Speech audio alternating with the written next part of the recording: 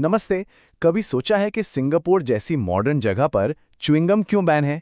या फिर थाईलैंड में राज परिवार के बारे में एक शब्द भी बोलने पर सालों की जेल हो सकती है? सुनने में बड़ा अजीब लगता है ना? तो आज हम दुनिया के कुछ ऐसे ही सबसे अनोखे और सख्त कानूनों की दुनिया में चलेंगे और समझने की कोशिश करेंगे कि इनके पीछे की वजह क्या है। तो यहीं पर एक बहुत बड़ा सवाल खड़ा होता है। ये इतने अजीब और सख्त कानून बनाए ही क्यों जाते हैं? क्या इनका असली मकसद सच में लोगों की सुरक्षा है या फिर ये बस समाज को कंट्रोल करने का एक तरीका है? चलिए इस सवाल का जवाब ढूंढने की कोशिश करते हैं। तो सबसे पहले बात करते हैं उन कानूनों की जो पब्लिक ऑर्डर मतलब समाज में एक व्यवस्था बनाए रखने के लिए बने हैं। ये सुनने में तो बड़े अजीब लग सकते हैं, पर यकीन मानिए इनके पीछे की कहानी आपको हैरान कर देगी।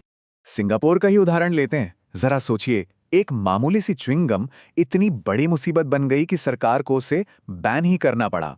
हुआ ये कि लोग इसे खाकर कहीं भी चिपका देते थे, मेट्रो के दरवाजों पर, लिफ्ट के बटन्स पर, सड़कों पर, हर जगह। और शहर को साफ रखना एक बहुत बड़ा चैलेंज बन गया था। तो सरकार ने फैसला किया कि इसे बेचना ही बंद कर दिया जाए, प्रॉब्लम ही खत्म। अब इटली के वेनिस चलते हैं, एक ऐसा शहर जो अपनी खूबसूरती के लिए जाना जाता है। पर वहां अगर किसी ने कबूतरों को दाना खिला दिया तो मुश्किल में पड़ सकता है। अजीब है ना? लेकिन इसके पीछे एक बड़ी वजह है।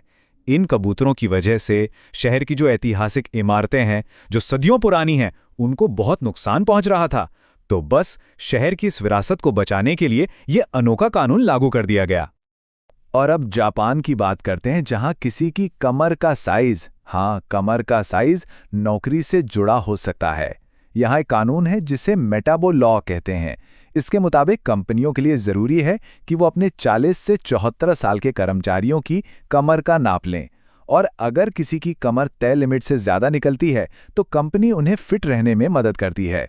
ये बेसिकली मोटापे से जुड़ी बीमारियों को रोकने का एक अनोखा तरीका है।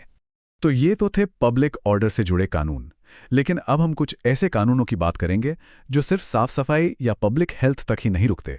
ये कानून हमारी पर्सनल लाइफ और बोलने की आज़ादी तक पहुंच जाते हैं, और यहीं से मामला थोड़ा और गंभीर हो जाता है।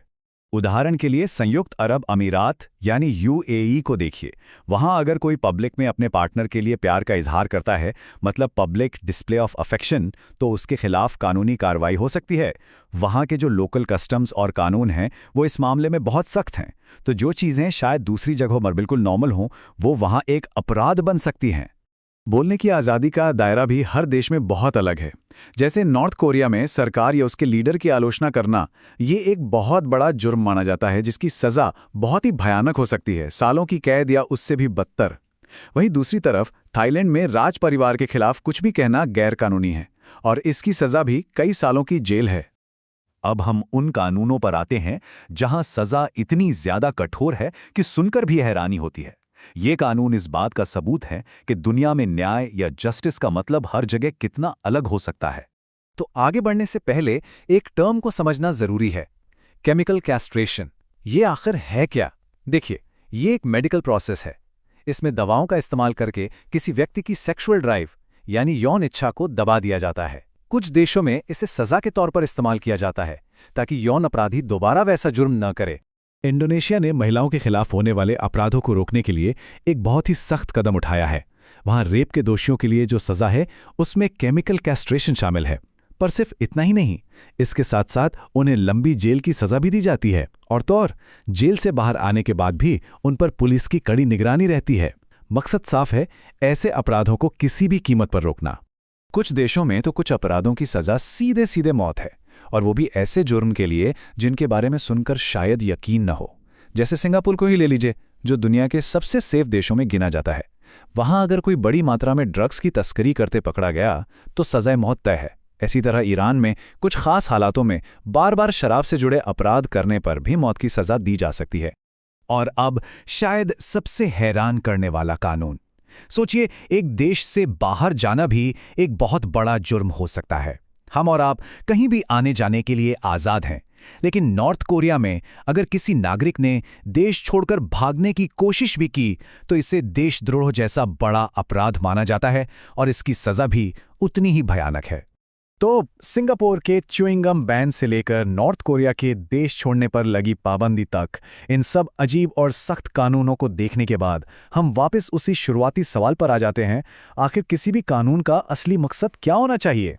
तो आखिर में ये सवाल हमारे सामने है, किसी भी समाज में अपराध को रोकने का सबसे अच्छा तरीका क्या है? क्या और भी ज्यादा सख्त कानून बनाने चाहिए, या फिर लोगों को शिक्षित करना और उनमें जागरूकता फैलाना ज्यादा असरदार है? शायद इसका कोई एक सीधा साधा जवाब नहीं है। हर समाज को ये फैसला खुद ही करना होता है कि वो कौन सा रास्ता चुनता है।